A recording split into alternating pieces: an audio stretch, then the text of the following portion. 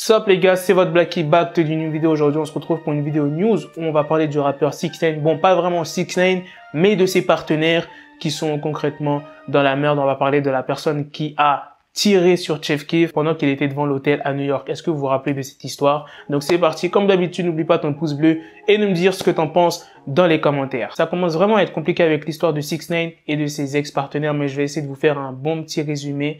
Donc, il y a une 8e personne qui a plaidé coupable. Et cette personne-là, c'est Kudabi alias Mackenzie qui a plaidé coupable pour une agression avec une arme dangereuse. Donc ça, c'était pendant une audience qui a eu lieu le lundi 3 juin. Maintenant, on va en venir à Chef Keef et Taido qui séjournaient dans un hôtel à New York, plus précisément à Times Square. Et comme par hasard, les ex-partenaires de 6ix9ine séjournaient aussi dans un hôtel à Times Square. Et Mackenzie qui a 21 ans, celui que je vous ai parlé en début de vidéo, qui a plaidé coupable dans une affaire de racket avec une arme dangereuse, eh ben, il aurait accepté de l'argent pour effrayer Chef Keef. Donc c'est pour ça que Chef Keef n'a pas été blessé, que Chef Keef n'est pas mort. Donc la justice pense vraiment que c'est ce Mackenzie qui a organisé cette fusillade et il encourt une peine maximale de 20 ans de prison pour l'histoire de racket avec une arme dangereuse. Donc voilà les gars, c'est la fin de cette vidéo. Il n'y avait pas des news spéciales sur 6ix9ine, donc c'était que sur ses ex-partenaires. Il n'y a que des audiences sur eux en ce moment. Je suis désolé, c'est pas de ma faute après s'il n'y a pas de news sur 6ix9ine. Tous les jours vous êtes là à me demander, mais je peux pas créer les news les gars. Et après pour ses ex-partenaires, au début, ils ont tous dit qu'ils étaient non coupables. Et là maintenant,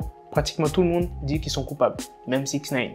Vous voyez ce que je veux dire? Genre, à mon avis, ils ont fait ça pour baisser leur peine, s'ils se font vraiment arrêter. Qui sont ces personnes qui ont dit qu'ils étaient coupables? Mel Murda, il y a Shouty qui est un peu le boss, vous connaissez. Jensel Butler, il y a Quippy, il y a Aaron, il y a Young et il y a Fugan Lovic. Donc, on peut dire que l'histoire avance. Je tiens à rappeler que 6ix9ine a plaidé coupable pour 9 chefs d'accusation. Donc, c'est vraiment chaud aussi pour 6ix9ine. Et on verra par la suite qu'est-ce qui va se passer. Donc, eux, les autres, ses ex-partenaires, c'est vraiment dans des bails...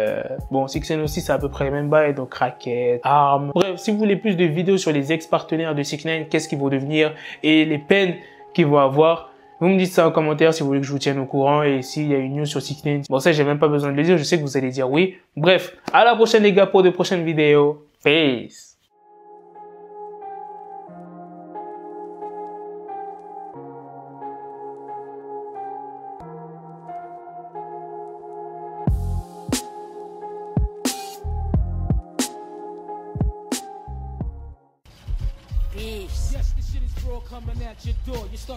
Got the bezel, had to switch my schedule. On my dick, she Lego, Ego, never Lego. Him, I stuck up on me, so I call her Velcro. Tell her, need my dinero, pendejo. Him, my metro, if it's about the peso, like it's Go Diego. Make it right on schedule. Got a pistol on me with the dick extendo. Bitches in the back, just like a fucking echo. Hey, that bitch told me you got pencil dick. She grip on my dick like a selfie stick. I got a big gun, I need help with it. To wet your babe up, Michael fell with it.